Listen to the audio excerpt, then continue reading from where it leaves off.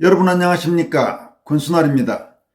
윤석열 대통령이 헌법상에 명시된 대통령 고유 통치행위인 비상계엄을 선포한 행위를 야당과 검찰, 경찰 등이 묻지마식 내란죄로 몰아가면서 군과 경찰 등 고위공직자들에 대한 검찰, 경찰의 졸속 수사와 법원의 자동 판매기식 구속영장 발부가 잇따르고 있습니다. 김용현 전 국방장관과 경찰 1, 2인자인 조지호 경찰청장 및 김봉식 서울경찰청장에 대한 구속영장을 발부한 판사는 모두 서울중앙지법 남천규 부장판사입니다. 김용현 전 장관에 대한 구속영장 발부는 지난 12월 10일에 있었고 조지호 김봉식 청장에 대한 영장 발부는 사흘 뒤인 12월 13일에 있었습니다. 서울중앙지법에는 지난 2월 법관 인사로 영장 전담 판사가 종전의 3명에서 4명으로 1명 늘어나 김미경, 김석범, 신영희, 남천규 부장판사가 영장 전담 판사를 맡고 있습니다. 그런데 우연의 일치인지는 몰라도 12.3 비상계엄 사태와 관련된 직전 국방장관과 현직 경찰 1, 2인자에 대한 구속영장 심사는 모두 남천규 판사가 맡았고 남 판사는 3명 모두에 대해 구속영장을 발부해 이들은 바로 구치소에 수감됐습니다. 그럼 남천규 판사는 어떤 법관일까요? 권순환TV는 12.3 비상계엄 사태와 관련해 헌법학자들 사이에서도 관련 법리에 대한 논란이 심각하게 일어나고 있고 도주의 우려도 없고 죽어도 일정한 전직 국방장관과 현직 경찰청장 및 서울경찰청장에게 줄줄이 구속영장을 발부해 구속시킨 남천규 판사가 서울중앙지법 영장전담 판사를 맡은 뒤 지금까지 구속영장 발부 및 기각과 관련해서 어떤 행태를 보였는지를 추적해 봤습니다. 그 결과 우리가 한번 생각해 볼 만한 중요한 팩트를 확인할 수 있었습니다.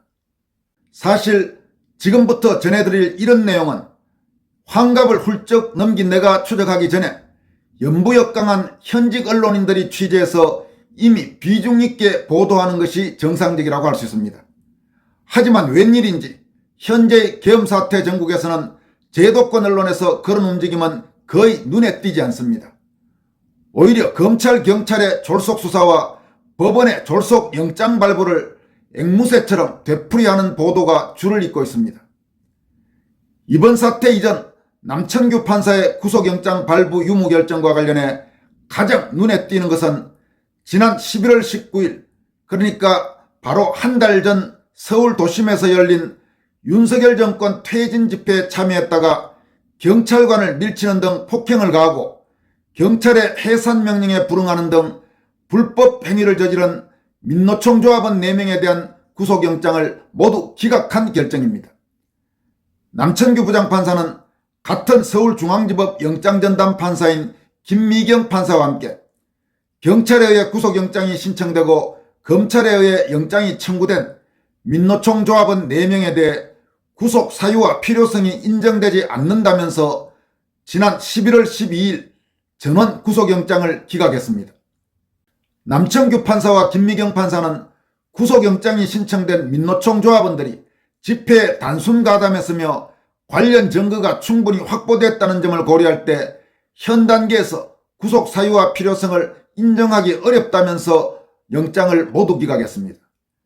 당시 경찰은 집회 현장에서 총 11명을 체포한 뒤 이 중 현장 불법 행위의 강도가 높다고 판단된 4명에 대해서만 구속영장을 신청했는데 남천규 판사 등은 모두 구속영장을 기각한 것입니다.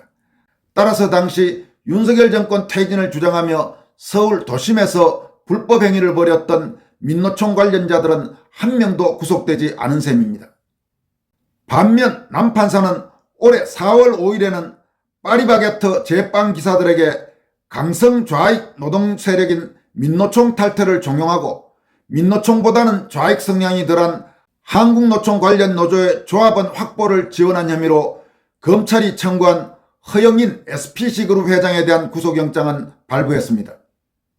남천규 판사는 또 11월 18일에는 1조 6천억 원 규모의 초대형 사기 혐의로 많은 국민이 피해를 본 이른바 티몬 위메트 대규모 미정산 사태와 관련해 특정경제범죄 가중처벌법상 사기, 횡령, 배임 혐의로 구속영장이 청구된 구영배 휴텐그룹 대표와 계열사 대표 2명 등 3명의 구속영장을 모두 기각했습니다.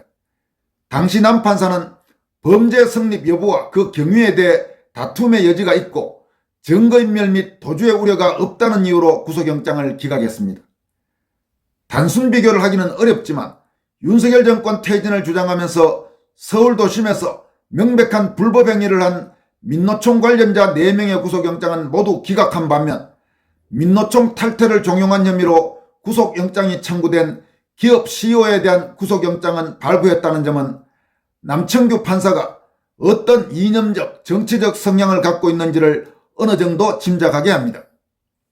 또 같은 기업인이라도 무려 1조 6천억 원대의 초대형 사기사건 피의자 구속영장은 기각하고 민노총 탈퇴 종용 피의자 구속영장은 발부한 것이 일반 상식의 기준에서 선뜻 납득할 수 있을지도 의문입니다.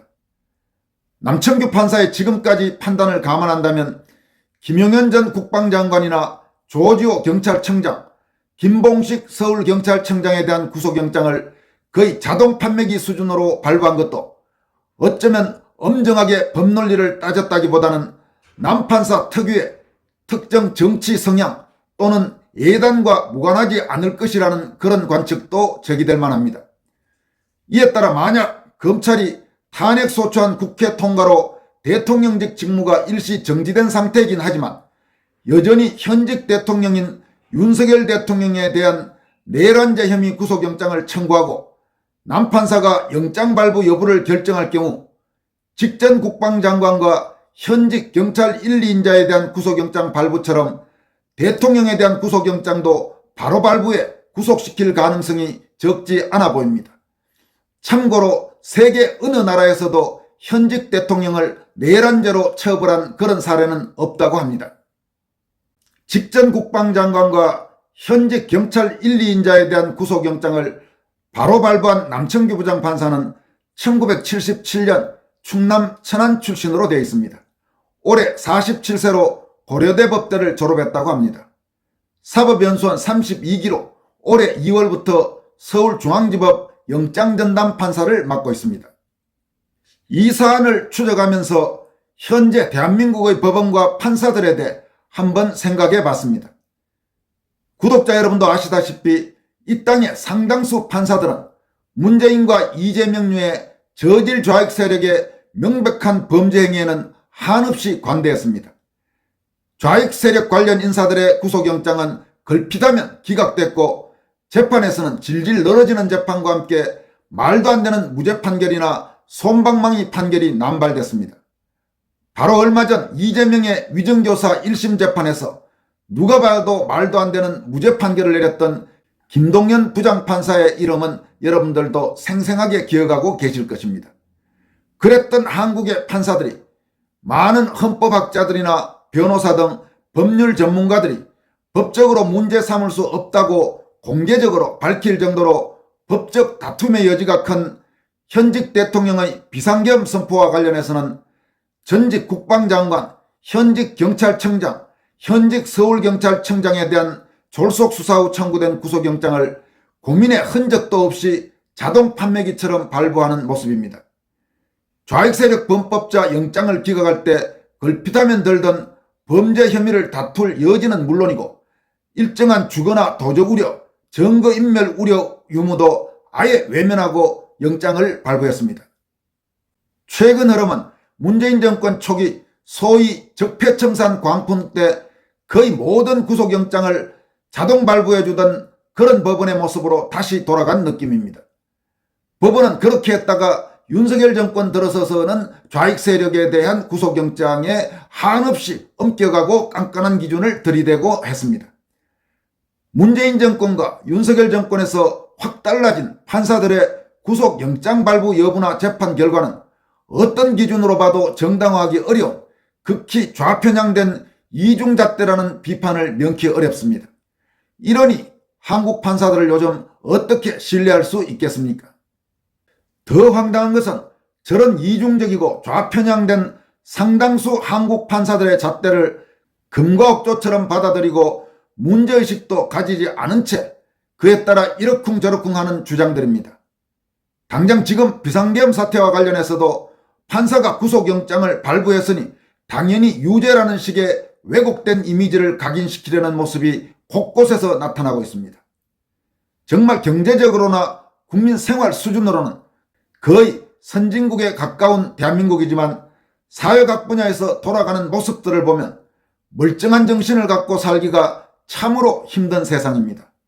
겨우 이렇게 왜곡된 나라를 만들기 위해서, 그리고 한국 체제를 무너뜨리려는 좌파 세력이 오히려 큰소리치고 득세하는 세상을 만들기 위해서 대한민국 산업혁명을 주도한 국가 지도자인 박정희 대통령이나 이병철, 정주영, 구인의, 박태준 같은 뛰어난 기업인들, 그리고 사회 각계의 모든 한국인들이 그렇게 밤잠을 설치며 몸을 던져 헌신했는지 참으로 안타까운 생각마저 드는 요즘 대한민국입니다. 이어서 살펴볼 소식도 무관하지 않은 내용입니다. 12.3 비상계엄 사태 후 벌어지고 있는 졸속 수사와 졸속 재판 움직임에 대해 도태우 변호사가 이끄는 선진변협, 즉 선진변호사협회가 지금까지 나타났던 전혀 다른 움직임들과 비교하면서 강력히 규탄한 성명을 발표했습니다. 선진변협은 신속재판 주장의 무도함과 반형평성을 강력하게 규탄한다라는 제목의 성명을 통해 갑자기 대한민국의 사법시계가 너무나 빨라졌다. 12.3 비상계엄 사태 후 단 11일 만에 탄핵소추 의결이 이루어졌다. 직무가 정지된 바로 다음 날인 일요일 오전 검찰은 윤 대통령에게 출석을 통보했고 다시 2차 소환을 통보할 예정이라 한다. 헌법재판소법상 탄핵 심판기간은 180일로 되어 있는데 2달을 넘기지 않으리라는 보도가 거침없이 쏟아지고 있다고 지적했습니다. 선진변협은 이어서 윤미향 전 의원의 당선 무효형 재판은 임기를 마치고 나서야 확정되었다. 조국 전 장관은 1, 2심 모두 실형이 선고되었지만 새로운 당을 세우고 그 당의 대표로 국회의원이 되고 나서야 판결이 확정되었다. 통상 형사재판 1심은 185일이 걸린다고 하는데 울산시장 선거 개입 사건에 관련된 황운하 의원은 무려 1400일 만에 1심 선고를 받았으며 끝내 재선 국회의원이 되었다고 밝혔습니다. 이어서 이재명 대표의 공직선거법 재판은 법상 1년 내 3심까지 모두 끝내야 하지만 1심에만 2년 2개월이 걸렸다.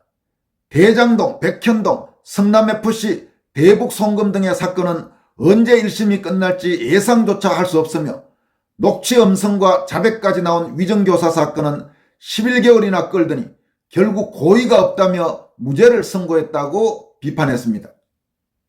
선진변협은 2020년 선거 무효소송의 경우 법상 180일 내에 완결되어야 하지만 180일이 지나도록 첫 기일조차 열리지 않았으며 1년이 지났어야 재검표가 이루어졌고 2년 반가량이 지났어야 무더기로 기각 판결이 선고되었다.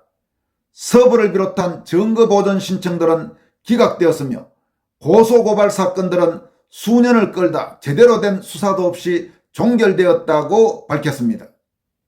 이어서 신속한 체포 구속, 신속한 출국 금지, 신속한 압수수색, 신속한 직무배제, 신속한 탄핵 소추, 신속한 소추 의결, 신속한 소환, 신속한 탄핵 심판.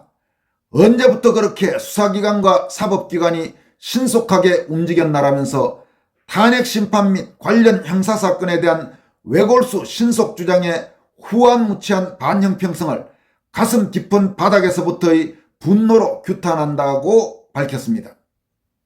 여러분, 그렇습니다. 지금 선진변호사협회의 성명 전적으로 공감할 수 있는 내용이 아닐 수 없습니다. 도대체 한국의 검찰, 경찰, 법원, 언론, 정치권 어쩌다가 이따위 수준밖에 안 되는 그런 상황이 됐습니까?